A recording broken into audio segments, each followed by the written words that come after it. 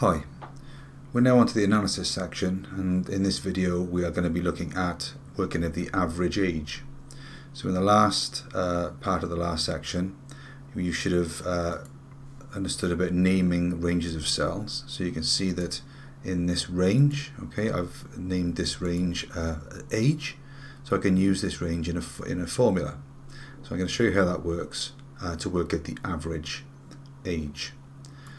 So on the new sheet we're now working on the analysis section, so I've just put a title in there for average age, and to work that out I just type in equals average, open a bracket, and rather than highlighting the range I'm now just going to use its name. So I'm going to type in age, close the bracket and press enter, and that will work out my average age from the range that I've named on the previous sheet. So that's how we work out the age using equals average.